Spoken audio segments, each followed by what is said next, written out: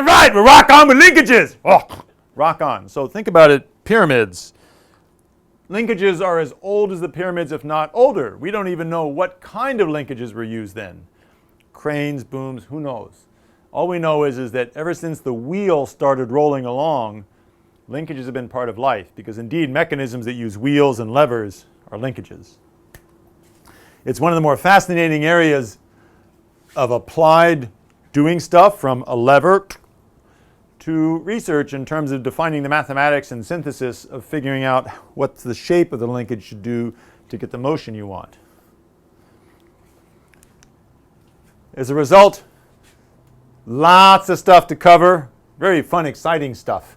And the coolest thing about linkages is you can justify going and looking at construction machinery and watching it all day long.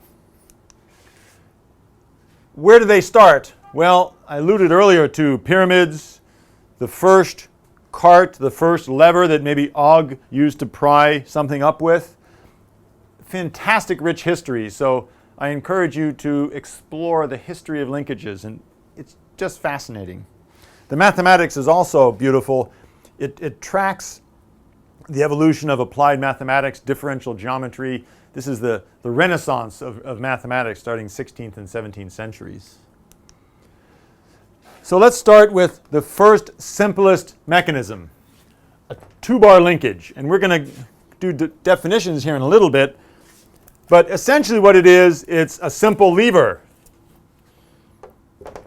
Here's a pivot point. The ground is the first link. My finger is the pivot point. This is the second link. A simple lever. Now, notice at the big end of the lever up here, I have leverage, hence lever. Notice how much it moves versus how little the end of the lever moves. So that gives me my mechanical advantage, the relative lengths. Okay? You can use vectors to calculate your forces. You can use very, very simple mathematics of triangles. In general, when you're analyzing linkages, it's the same stories that we talked about earlier. Conservation of energy. If I want to figure out what's happening at the tip in terms of its force, the energy, force times the displacement at the tip, is going to equal the force times displacement at the end of the lever. Okay, so that'll be our trick as we get into a little bit on the analysis of linkages here, figuring out what the gain of the linkage is. Okay. Look at a simple pair of pliers or a simple pair of scissors. These are very simple linkages. If you include your fingers in the linkage, that adds to the number of links. But essentially, this here is a pair of channel lock type pliers. Very, very simple. How much fun can you have with linkages? Some people say, well, they're old, they're boring, there's nothing to do there. Rah. Well, let's consider a toothbrush. Let's more consider what happens in your teeth when you brush too hard and your gums start to recede. See, they come up and they get like that, so you have bigger fighting fangs. Well, everybody knows real geeks push hard when they brush. But see, that wears away your gums. See, why is he going off on this tangent about linkages? Well, this so happened to be because of remember I told you how you listen for the sounds of ow to get ah. So this here is a linkage that actually my son came up with. And it just looks like a toothbrush. But watch what happens when you push too hard. You're pushing, and all of a sudden it snaps through. See that? That's a very exciting type of linkage. So linkages do not have to be simple levers and pivots. You can have flexural bearings. I like to call them flinkages. Some people like to call them compliant mechanisms. It sounds more official, but I like flinkages for flexural linkages. So remember, you can do linkages, classic pivots from multiple parts, or you can do assemblies where I have one pulling motion here causes squeezing of these grippers for picking up trays of semiconductors. Some very complex flexural linkages or compliant mechanisms. Okay? All based on, when you get right down to it, the simple basis, when I call it two-bar linkage, we're going to be looking for triangles. That's the key. So let's do a little bit of definitions. We started out with diving right into it. Now let's take a step back and think about our terminology. A linkage. It's a system of links connected at joints with rotary or linear bearings. Now that would be a planar linkage. A three-dimensional linkage can use a spherical bearing. A joint is the connection between two or more links at their nodes, which allows a motion to occur between the links. And a link is a rigid body that possesses at least two nodes, which are the attachment points to other links. Degrees of freedom. The number of input motions that must be provided in order to provide the desired output. Or you could also say the degrees of freedom is the number of independent coordinates required to define the position and orientation of an object. Now, let's do a little bit of fun here. We're going to jump ahead a little bit. This is a four-bar linkage. And it's pretty obvious what's going on. I've got a ground point and another ground point. And now I've got a link. And I'm going to draw another link. And they're going to have their joints. Or these are actually going to be pivot joints. And then here's another link that's going to be connected to them. And I want to ask the question, how many degrees of freedom does this have? Say it moves this way and up and down, is that 2 degrees of freedom? No, not exactly. We're going to define this a little better. It's only got one motion it can do. The motion is complex, but it's only one motion. So that's 1 degree of freedom. And let's see how we'd figure that out. This ground is actually a link. So this is the ground link.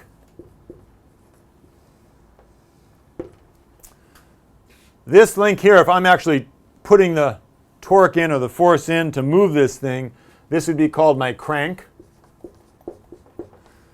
This is now the coupler.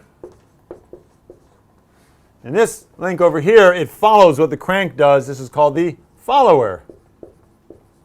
So I have 1 link, 2 links, 3 links, 4 links, and 1, 2, 3, 4 joints. So I have 4 links and 4 joints that are actually pivots. They're simple 1 degree of freedom links, joints. For a planar mechanism, this thing moves in a plane, something called Grubler's equation, where what it's telling me is the total degrees of freedom I have is equal to 3 times the number of links minus 1 minus 2 times the number of joints. And the number of joints depends upon, is it a simple pivot or can it rotate and slide? And here it's going to be real easy because these are pivots. So the degrees of freedom here, F, equals 3 times 4 minus 1 minus 2 times 4, which is 9 minus 1, which equals 1 degree of freedom. Now, the reason that's important, and you say, well, that's kind of obvious, is if you have 1 degree of freedom, that tells you that there's only one motion that you have to put in to control the whole motion of the linkage. So, for example, I could have a motor here that drives the crank back and forth. But I only need one motor, one motion to do it with. Okay? So that's a very important result, particularly as you get into more complex linkages, particularly 6-bar linkages, for example. And as you see here, here's our simple 4-bar linkage we showed. You have the slider crank linkage, and a fantastic history of linkages you'll find when you look at the history of railroads and the development of locomotives in particular. the types of links you can have. You can have simple binary link because they've got 2 nodes. You can have a ternary link that has 3 nodes, or a quaternary link that has 4 nodes. Okay? So let's have a little bit more fun. What would happen if I wanted to take, remember my drill press problem, and I want to take this table and move it around, and I'm worried about, I don't want to have things cantilevered. I want to take this table and be able to move it around nicely. So could I take the table itself, like this, put it within a frame,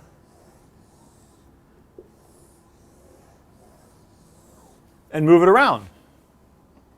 How would I do that? How would I connect it up? Well, let's start with this. Let's put some pivots here. And how would I connect it up? What would happen if I put a link like this? Whee! It'll flow all around. Well, that's too much. So I'll make kind of a 4-bar linkage. And now this thing kind of goes clunk, clunk. But I want this thing to move around everywhere in here. I need more degrees of freedom than just 1, so that's not going to work. If you can't do things with 1, maybe you can do things with 2. Can you do something like this? What happens if you put links like that in? And how would you know how long to make the links? Would that now allow me to move my table everywhere I wanted to? How would you use Grubler's equation to tell you, does this have the degrees of freedom you want? I believe this will have 3 degrees of freedom. Why don't you run the numbers and see? Can you apply Grubler's equation? How many nodes and what types of links do you have here? Okay. We'll let you think about that, and we'll come back to that in a minute. But that's very, very powerful. What happens in this type of situation here and here? What is the difference between these 2 links? Do you notice this linkages? Do you notice a subtle difference? This has a bar straight across the top, and this bar is cut into 2 pieces. Is this a linkage that can work? According to Grubler's equation, let's see what happens. And I'm going to leave this picture up because we're going to want to use it again. Well, here I've got the ground link, right? 1, 2, 3, 4, 5. N equals 5. And I have 1, 2, 3, 4, 5, 6 joints, right? So we have F equals 6. So I have 3 times 5 minus 1 minus 2 times 6. So that's 12 minus 12. The degrees of freedom equals 0. So Grubler's equation here says that this will not move. Can you see that this can move? Well, you say, yeah, of course it'll move. I can put this, make a little model with my Legos together like this, and it'll move just fine. So what's going on? The math doesn't work. The cool thing is the math works. It only works if these dimensions are exact or there's enough slop in the joints to accommodate the fact that things aren't exact. This is one of the really cool things about the analysis of linkages. If it says that you've got 0 degrees of freedom and you say, well, I can make it work, whoop, whoop, whoop, whoop, whoop, warning, warning, warning, something's interesting, which is what's cool. And it can also mean that you've got to be careful in your mechanism. It may not last or it may bind up. Let's look at this version. Why would this work or not? Here we've added an extra link. So we have N equals 6, right? 1, 2, 3, 4, 5, 6. So now we apply, and we still have F equals 6, right? So now we've got 3 times 6 minus 1 minus 2 times 6. Or that's 15 minus 12, which equals 3 degrees of freedom. So what happened there? Huh? What is going on here? Is there something about this type of joint or these links that, if we look back on our earlier definition, is something is different? Why? Also, that's another good question to look into, okay? What's going on? These are the types of things that should pique your interest to dive in deeper because the field is fascinating. One of the very cool things I love to do is watch construction equipment. Not only because it's cool at digging up and, dirt and stuff, but look at the linkages that they've done in the bucket, for example. Why do they have this kind of thing here? Why don't they connect the end of the hydraulic cylinder right up to the bucket? Why? See here? Comes here, and here's a link, and then here's a link. And this is all part of the same structure, excuse me.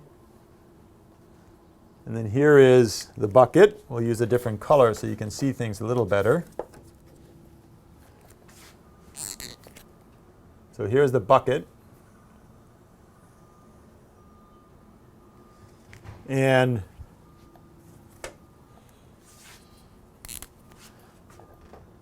here's another link in here. I'm running out of finger space.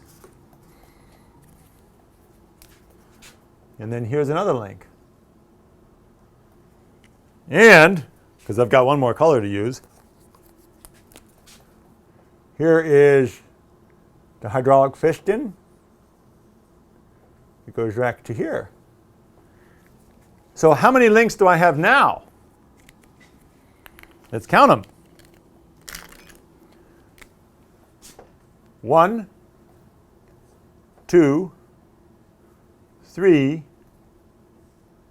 4. You say, oh, the hydraulic cylinder, that's 5. Ah, the hydraulic cylinder, remember, moves in and out. 5, and then you've got a slider joint here. That's 6. So we have 6 links. How many joints? 1, 2, 3, 4, 5, the slider joint. 6, the other pivot. 6 joints. Okay, so what do we get now? 3 times 6 minus 1 minus 2 times 6. That's 15 minus 12. 3 degrees of freedom? What's going on? Same kind of problem. There's something interesting happening here. Let's figure this out. Okay? That's your task, is to go because you know that this works, right? You know that when this hydraulic cylinder moves, this thing does one thing. What's happening? Okay? So let's go back a minute. Whoop.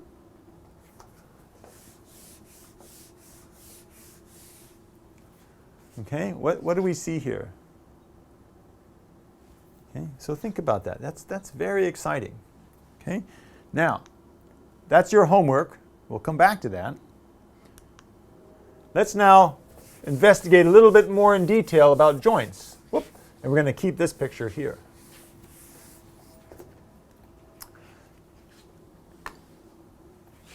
Single degree of freedom joints. These are levers. So for example, a simple pivot. We saw that in the example of the excavator boom. Simple sliding joint or prismatic joint. And excuse me, the pivot is often also called a revolute joint. And you can also have a helical joint, which is a screw. And for example, here, that is a 1 degree freedom joint, that screw axis. Okay?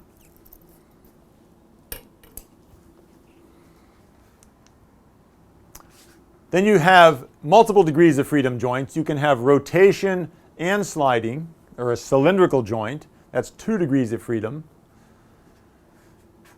And now we get into non-planar linkages with a spherical joint. So Grubel's equation, the simple version we looked at, doesn't work for out-of-plane linkages or so-called spatial linkages. We can have, as part of our planar linkage, by the way, a block moving on a plane. That's a 3 degree of freedom joint because it has x, y translation on the plane and rotation, kind of like this guy. Okay, So if this block was just freely by itself on the plane, it would be a 3-degree freedom joint. That's not the case here, though, because we're not looking at this thing sliding on a plane. It's constrained by these pivots. And how about what are called higher pair or multiple degree of freedom joints? You can have a half joint, so F equals 2 for Grubler's equation earlier, where all it does, it keeps the joint closed, but the thing can move and pivot. So it has linear and rotary motion with it. This is what you'd also have when you have a cam surface. You can have a pin in a slot where this pin in the slot makes it go along the slot in a defined position, but it also can rotate. So here, again, F equals 2 in Grubler's equation. And then you can have a second order pin joint where you have 3 links joined in one pivot. So this multiple joint, F equals 2 in Grubler's equation. Oh, wait a second. That's kind of interesting, isn't it? Because when we go back,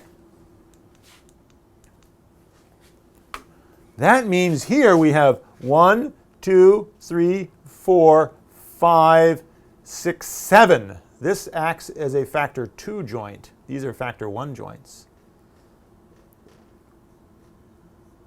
And how many links did we have? We had 1, 2, 3, 4, 5, 6 links. So now let's go back and apply Grubler's equation again. I'm helping you with your homework here. 3 times, we said 7, right? Oh, 6. 1, 2, 3, 4, 5, 6. 6 minus 1 minus 2 times 1, 2, 3, 4, 5, 6, 7 equals, this is 15 minus 14 equals 1. And you can tell this has 1 degree of freedom. So what's the lesson we learned? The lesson is, it's good to be excited about things. Oh, cool. Oh, yeah, that's such a simple equation. No problem. I can zoom forward and apply. Yeah, I'll just count the links. Yeah, cool. Dude. Oh, it didn't work. So the message is, it's fun to be excited about stuff. But you know what? You got to learn the details. You got to take the time to go through the details. Are there any more joints like this in here? Remember our excavator? Do you see any joints in here where there's actually like 3 links coming together? Could that be the funny thing we were looking at earlier? I think so. Okay? And I've done this a lot of times myself. Believe it or not, I, don't tell anybody, sometimes get really excited about things, particularly I'm doing design mechanisms and stuff, and I make little owls. So I depend upon people to check on me, and I'll check on them. So if someone finds an error you made, be very thankful. And that's also a good reason. Remember, we go back to our peer review in topic 1. Share what you're doing with your peers. Ask them to review your work. Freely give of your time to review other people's work. And as a design community, we can all come together with really cool mechanisms that we can all do. Right? Very important to be able to do mechanisms together. So, you guys should be able to figure this out very easily by yourself now, right? Now, let's continue on.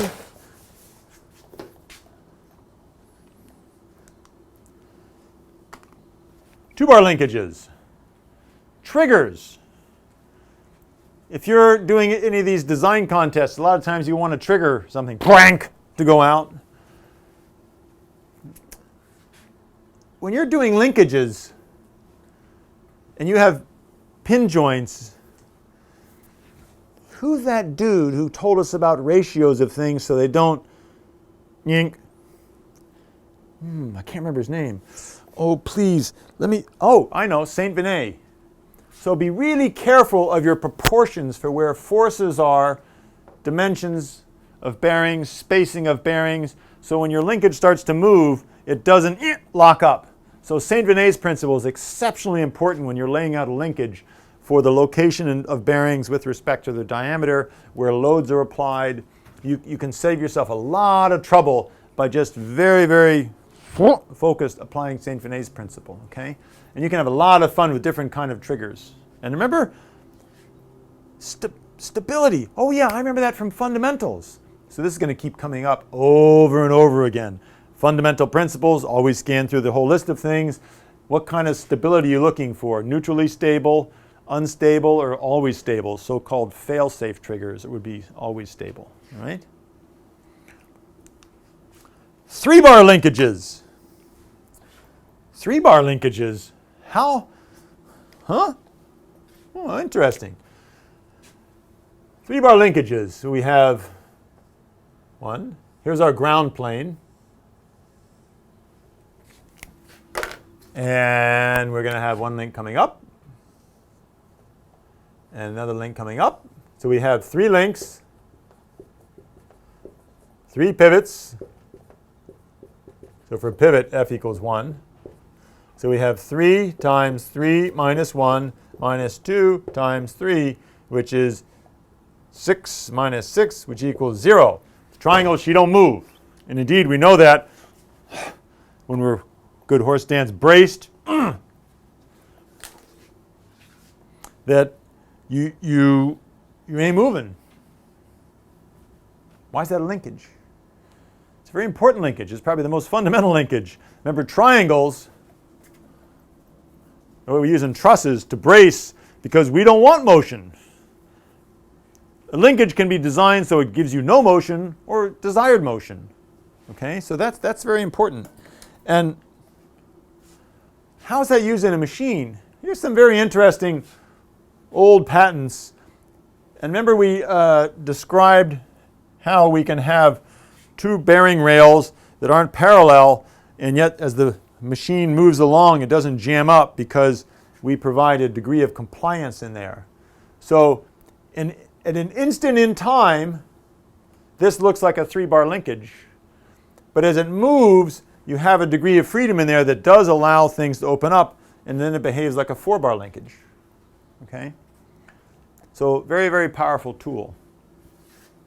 Okay, we'll come back in a minute to 4-bar linkages, and we'll also see if you all got your homework problem right.